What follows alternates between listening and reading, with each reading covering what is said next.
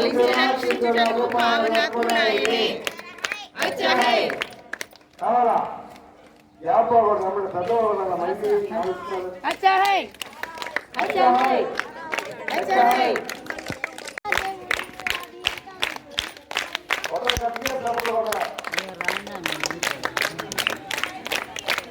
ఆయన ఇచ్చిన వాగ్దానానికి హాయి కలిగి ఉండను. అచ్చా హై అచ్చా హై అబ్రహాము కన్య సంతతి తండ్రి అయిన అబ్రహాము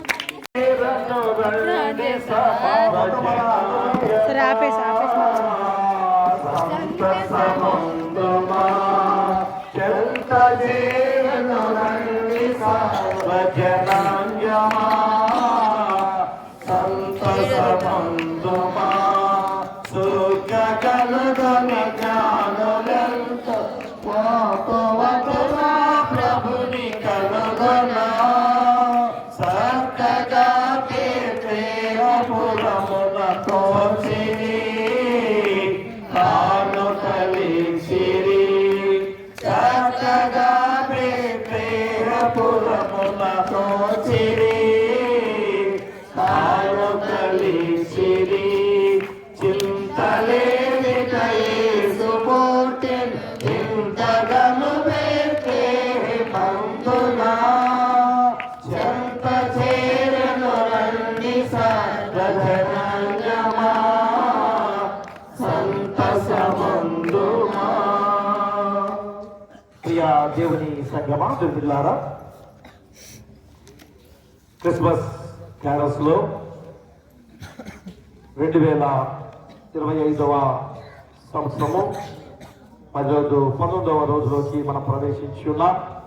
ప్రతిరోజు కూడా దేవుని నామాన్ని కనపరుచుకుంటూ వీధి సువార్తగా ప్రకటిస్తూ మనం ఈ క్యారల్స్ ద్వారా దేవుని నామాన్ని కనపరుచుకుంటున్నాం. దేని కనుక మన యొక్క జీవితాలు ఈ లోకంలో ఎలాగా జీవిస్తున్నామో తెలుసుకొని మరి దేవుని మార్గంలోనే ఉండాలి అని ఖచ్చితమైన తీర్మానంతో మరి సిద్ధపాటు రెండవ రాకడ కొరకు మనము సిద్ధపాటు కలిగి ఉండాలి. మొదటి రాకడగా జన్మించిన రక్షకుడైన యేసుక్రీస్తు వారు మరి రెండవ రాకడగా వస్తున్న యేసుక్రీస్తు వారిగా మహిమ శక్తి రూపుడుగా ఆయన రాబోతున్నాడు, న్యాయాధిపతిగా రాబోతున్నాడు. కనుక మనం సిద్ధపాటు కలిగి ఉండాలి.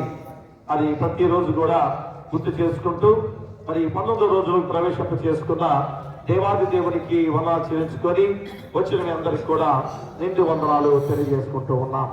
మరి రోజులో సువార్త మత్తయి సువార్త 1వ అధ్యాయము 18 నుంచి 25 వచనాలు వచ్చి చదవండి.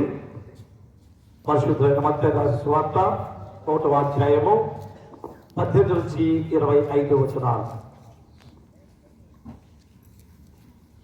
దీనికి ఏర్పాటు చేయడం వార్త భాగం చదువుకున్న మత్తయి సువార్త 1వ అధ్యాయం 18 నుంచి 25 వచనాలు ఇలాగ రాయబడి, యేసుక్రీస్తు జననితం ఎట్లనగా ఆయన తల్లి అయిన మరియా యేసోపునకు ప్రదానం చేయబడిన తరువాత వారి యొక్క ముఖాకమునకు ఆమె పరిశుద్ధాత్మలో గర్భవతిగా ఉండెను. ఆమె భర్త అయిన యేసేపు నీతిమంతుడై ఉండి ఆమెను అవమానపరచనల్లక రహస్యంగా ఆమెను విడనాడ ఉద్దేశించెను. అతడు ఈ సంగతుల గురించి ఆలోచించుకొనుచుండగా ఇదిగో ప్రభు దూత స్వప్నమందు అతనికి ప్రత్యక్షమై, దావీదు కుమారుడైన యేసేపు నీ భార్య అయిన మరియను చేర్చుకొనుటకు భయపడకము. ఆమె గర్భం ధరించినది పరిశుద్ధాత్మలను కలిగినది. ఆమె ఒక కుమారుని కనును. తన ప్రజలను వారి పాపం నుండి ఆయనే రక్షించును గనుక ఆయనకు యేసు అను పేరు పెట్టదను. ఇదిగో కన్యక గర్భవతి కుమారుని కన్ను. ఆయనకు ఇమ్మానుయేలను పేరు పెట్టబడదు అని ప్రభు తన ప్రవక్తల ద్వారా పలికిన మాట నెరవేరినట్లు ఇదంతయు జరిగెను. ఇమ్మానుయేలను పేరునకు భాషాంతరమున దేవుడు మనకు తోడని అర్థము. యేసేపు నిద్రమేలుకొని ప్రభుదూత తనకు ఆజ్ఞాపించిన ప్రకారం చేసి తన భార్యను చేర్చుకొని ఆమె కుమారుని కనువరకు ఆమెను ఎరుగుకునేను. అతడు ఆ కుమారునికి యేసు అని పేరు పెట్టెను. ప్రియ దేవుని సంగమా దేవులారా, మరి చదువుకున్న వాక్య భాగంలో ఎన్నో ప్రవచనాలు చాలా ఉన్నాయి. కానీ ఈరోజు ఎందుకంటే ఆల్రెడీ ఇమ్మానుయేలు దేవుడు మనకు తోడు అనేది ముందుగానే చెప్పుకున్నాం.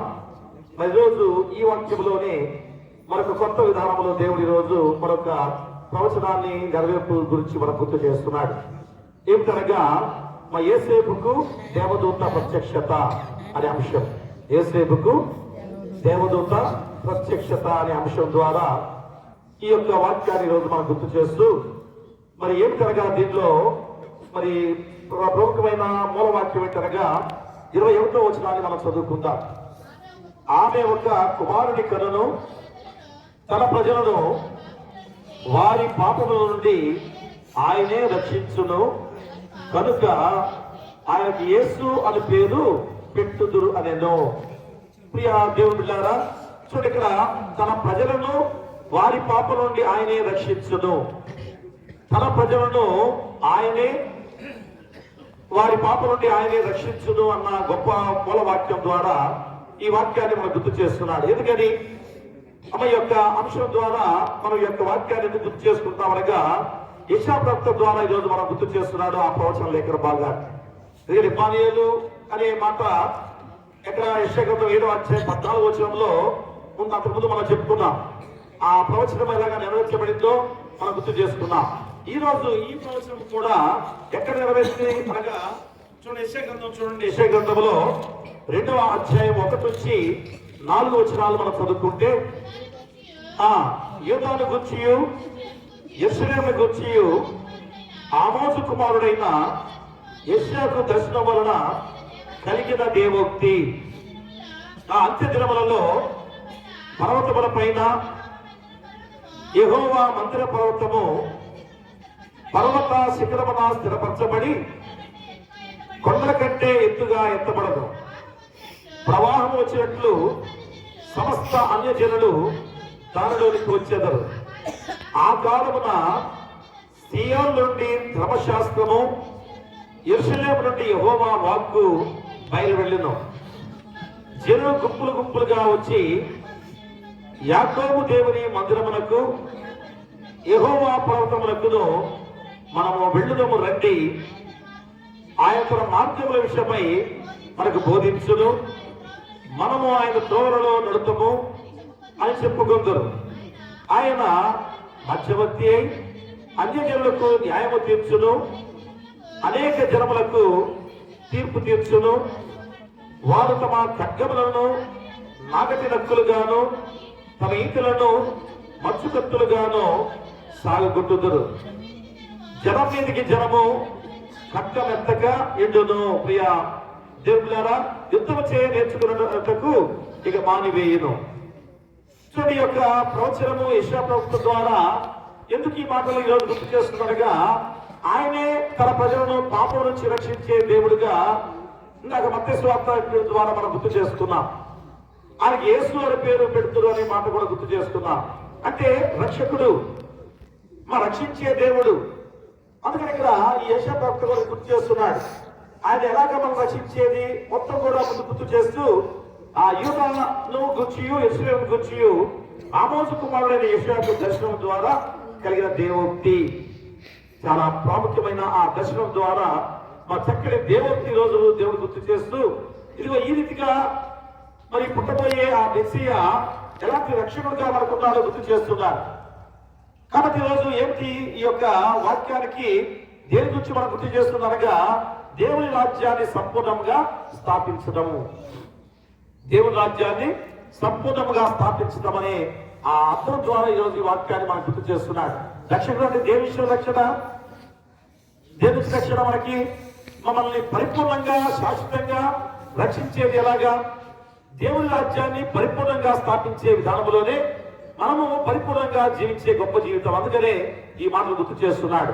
అందుకని చూడండి, అక్కడ 6వ అధ్యాయం చూడండి, యెషయా గ్రంథంలో 6వ అధ్యాయం 1వ వచనంలో కూడా చెబుతున్నాడు. చూడండి, అక్కడ రాజైన ఉజ్జియా మృత్యువెందున సంవత్సరములు అత్యున్నతమైన సింహాసనముందు ప్రభు ఆశీనుడై ఉండగా నేను చూచితిని, ఆయన చొక్కాయు అంశులు దేవాలయం నిండుకొనెను. ఆ 6వ వచనం వరకు 7వ వచనం కూడా చదివితే మాకన్నా చాలా గొప్ప మాటలు కనుక ఆయన ఎంత గొప్ప శక్తివంతులో గుర్తు చేస్తూ ఆయన రాజ్య పరిపాలన చేయబోతున్నాడు, మా గొప్ప రాజ్య పరిపాలన చేయబోతున్నాడు అని గుర్తు చేస్తూ చెప్పబడిన లేఖన భాగం. అది ఇరియా ప్రవక్త కూడా చూడండి అక్కడ 1వ అధ్యాయంలో ఆ క్లుప్తంగా చెప్పుకుందాం. ఇరియా ప్రవక్త 1వ అధ్యాయం చూడండి అక్కడ 1వ అధ్యాయంలో 11వ వచనం నుంచి చెబుతున్నాడు అక్కడ, మరియు యెహోవా నాకు ప్రత్యక్షమై ఇర్మియా నీకేమి కనబడుచున్నదని సెలవిచ్చాను. అందుకు బాదము చెట్టు శుభ కనబడుచున్నదని నేను అనగా, యెహోవా నీవు బావుగా కనిపెట్టివి, నేను చెప్తున్న వాక్యమును నెరవేర్చుటకు నేను ఆశపడుచున్నాను. రెండవ మారు యెహోవా నాకు ప్రత్యక్షమై నీకేమి కనబడుచున్నదని సెలవీయగా, నేను మసలుచున్న బాణ నాకు కనబడుచున్నది, దాని ముఖము ఉత్తర దిక్కులకు తిరిగి ఉన్నదట్టిని. అందుకు యెహోవా ఇలాగూ సెలవిచ్చెను, ఉత్తర దిక్కు నుండి కీడు బయలుదేరి ఈ దేశ నివాసులందరి మీదకి వచ్చును. ఇదిగో నేను ఉత్తర దిక్కులకు ఉన్న రాజ్యముల సర్వ వంశస్థులను పిలిచేదను. వారు వచ్చి ప్రతివాడును యెరూషలేము గుమ్మములోను యెరూషలేము చుట్టూ ఉన్న ప్రాకారములన్నిటికి ఎదురుగాను యూదా పట్టణములన్నిటికి ఎదురుగాను తమ సింహాసనములను స్థాపిస్తురు. అప్పుడు యెరూషలేము వారు నన్ను విడిచి అన్య దేవతలకు ధూపం వేసి తమ చేతులు రూపించిన వాటికి నమస్కరించుటయను తమ చెడునంతటిని బట్టి నేను వారిని గుర్చిన తీర్పులు ప్రకటిస్తున్నాను. ప్రియా వివర చూడండి, తీర్పు ప్రకటించే దేవుడు అనగా ఆయనే సింహాసనాసీనుడై మనం రక్షించే గొప్ప దేవుడిగా ఆ తీర్పులో కూడా ఆయన ఉండబోతున్నాడని సత్యాన్ని గుర్తు చేస్తున్నాడు. అందులో ఇక్కడ చూడండి, ఇర్మియా ప్రవక్త ద్వారా 2 సందేశాలు గుర్తు చేస్తున్నాడు. ఒకటేమో మా పాదము చెట్టు యొక్క చువ్వ, ఏమిటి దానికి సాదృశ్యం? ఆ సందేశం ఎందుకు గుర్తు చేస్తున్నాడు? దేవుడు తన ప్రవక్తలను సందేశాన్ని ఇచ్చేందుకు ఉదాహరణగా గుర్తు చేస్తున్నాడు. అంటే 12 గోత్రకర్తలుగా ఉన్న ఆ 12 గోత్రకర్తలకి 12 చువ్వలని అందించాడు. దానిలో అహరోనుకు కూడా ఒక చువ్వ ఇచ్చినప్పుడు ఆ వెతిబడే చువ్వలవి పాదము చువ్వలు. మా పాదము చెట్టు యొక్క చువ్వల సాదృశ్యాన్ని ఆ ఇర్మియా గ్రంథం సంఖ్యాకాండంలో 17వ అధ్యాయంలో 1 నుంచి 8 వచ్చి చదువుకున్న తర్వాత సమయం లేదు కనుక చెప్పాలని సమయం లేదు. సంఖ్యాకాండంలో 17వ అధ్యాయం 1 నుంచి 8 వచ్చినాల్లో ఆ 12 గోత్రాలకి 12 చువ్వలు ఇచ్చిన సాదృశ్యం దాంట్లో ఉంటుంది.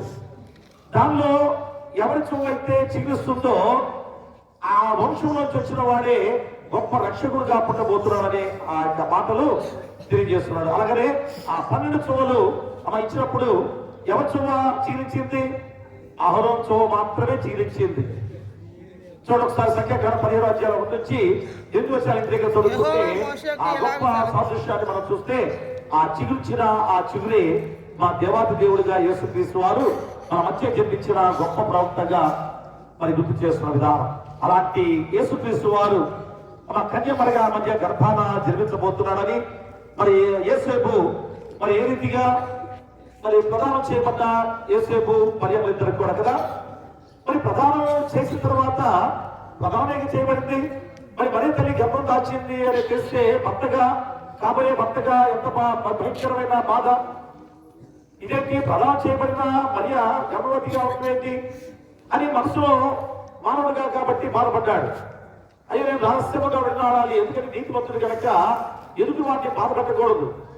ఒక స్త్రీగా మరి ఉంది కనుక అన్యాయంగా నేను అనవసరంగా ప్రజల ముందు తీసుకొచ్చి పెట్టకూడదు కనుక రహస్యంగా వినాలని ప్రయత్నం చేశారు. కానీ మా దేవదూత ప్రత్యక్షమై మా పరిశుద్ధాత్మ మూలంగా మరియ గర్భం దాల్చింది అని చెప్పబడినప్పుడు యేసేపు ఆ దూత మాట విన్నాడు. మరి ఎవరైతే వింటారా? మాకు వినగలరా? చూడండి, దేవుని మాటలు దేవుని వాక్యము మరి ఎవరైతే గ్రహించే వారికి ఉంటారో ఎంత గొప్ప కార్యాన్ని వారు చూడబోతున్నారో యేసేపు జీవితంలో అదే జరిగింది. ఈరోజు దేవుడి ప్రణాళిక ద్వారా పాత్రల పాఠ్యభాగంలో చెప్పబడిన ప్రతిదీ కూడా నెరవేర్చబడే క్రమాన్ని ఈరోజు మనం గుర్తు చేస్తూ చివరికి అదే గర్భాన పుట్టిన ఆ యేసే రక్షకుడిగా అవతరించి మనందరికి కూడా మన పాప జీవితాల నుంచి రక్షించి ఆ సింహాసనాన్ని ఏలబోతూ తీర్పు ద్వారా మనల్ని పరిపూర్ణంగా రక్షించి శాశ్వతమైన రాజ్యంలో మనం ఏర్పాటు చేయబోతున్నాడు. ఆ రాజ్యంలో మనం ఉన్నామో లేదో ఒకసారి పరీక్షించుకొని ఈ రోజైనా సిద్ధపాటుతో ముందుకు సాగినట్లయితే దేవుని రాజ్యంలో మనందరం కూడా శాశ్వతంగా జీవించబోయే శక్తివంతులు. అలాంటి జీవితాన్ని పొందుకోవాలని కోరుతూ మీకును మీ కుటుంబాలకును సదాకాలం దేవుడు తోడైందును గాక. ఆమె 1వ అధ్యాయం 18-25 వచనాలు గుర్తు చేస్తున్నారుగా, అయా దేవుని రాజ్యము శాశ్వతంగా స్థాపించబడుట, సంపూర్ణముగా స్థాపించబడుట అనే అయా మూల వాక్యం ద్వారా గుర్తు చేసుకొని మరి మత్తయి సువార్త 21వ వచనంలో చెప్పబడిన మాటలే. ఎందుకంటే తన ప్రజలను మరి పాప నుంచి రక్షించే యేసుక్రీస్తు వారు మరి మరియ గర్భాన పుట్టబోతున్నాడని యేసేపుకు ఆ దేవదూత ప్రత్యక్షత కలిగి చెప్పబడిన గొప్ప సందర్భాన్ని ఈరోజు మాకు తెలియజేస్తున్నారు. ఆ విధానంలో యెషయా ప్రవక్త ప్రవచించిన ఆ దేవోక్తి ఎలాగ నెరవేర్చబడిందో మాకు గుర్తు చేస్తూ, అదే విధంగా ఆయన ఇర్మియా ప్రవక్త ద్వారా కూడా చెప్పబడిన ఆ గొప్ప మాటలు, ఆ 12 గోత్రాలకి 12 సువ్వలు ఇచ్చుండగా దానిలో అహరోను సువ్వ మాత్రమే చిగురించిన సందర్భాన్ని మాకు గుర్తు చేసి ఉన్నారు.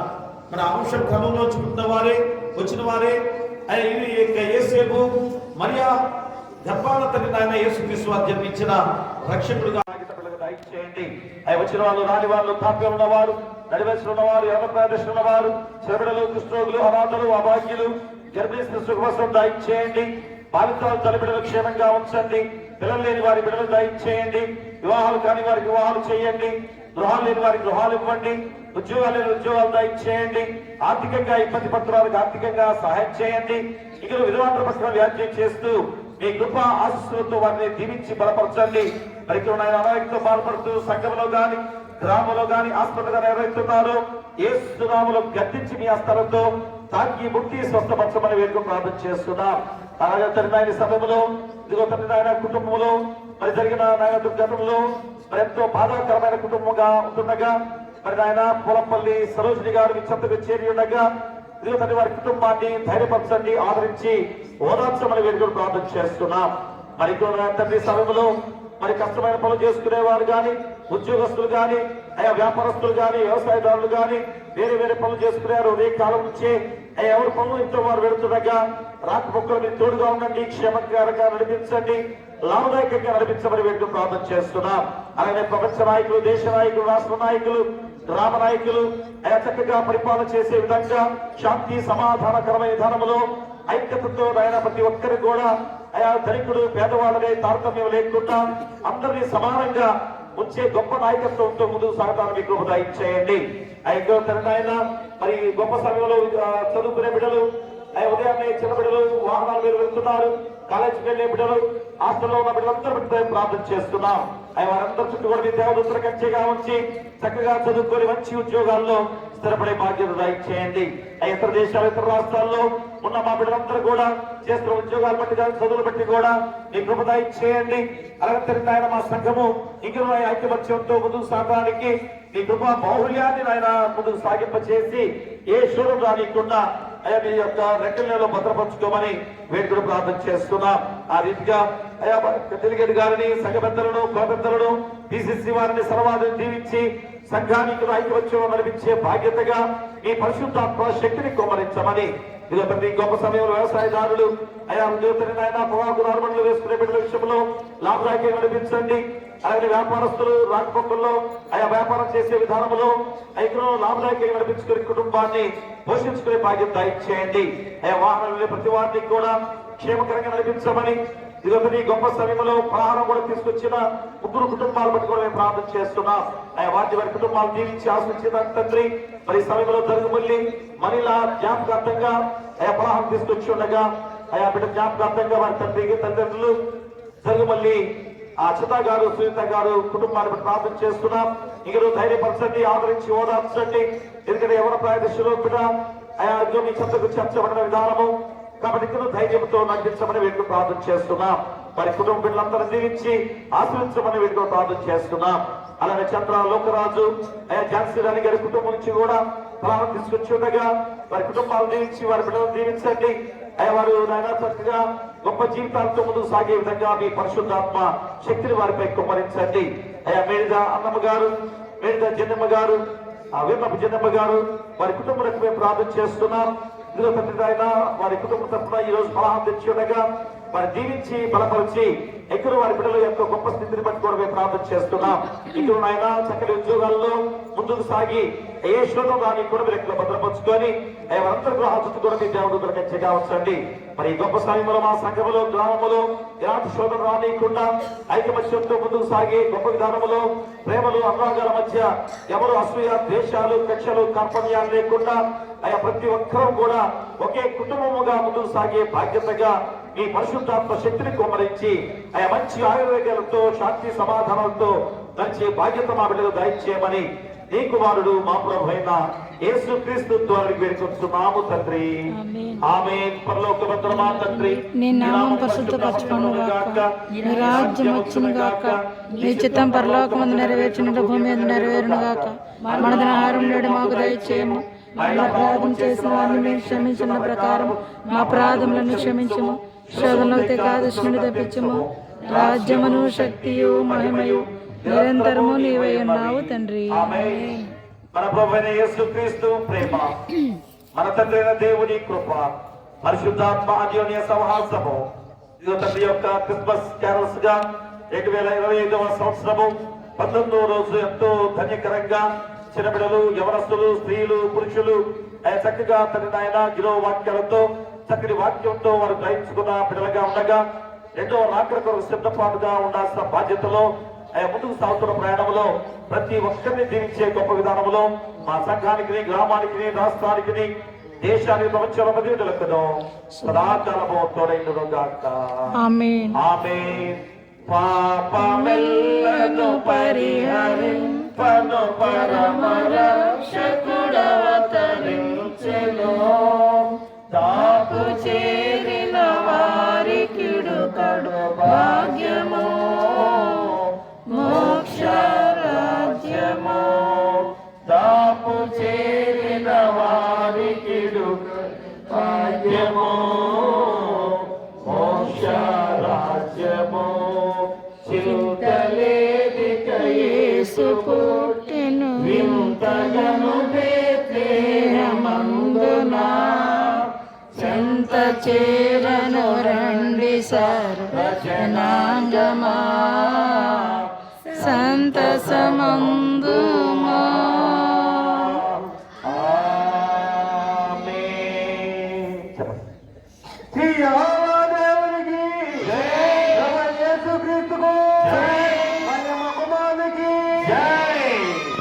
అందరికీ ఉన్నామండి, అందరికీ ఉన్నారమ్మా.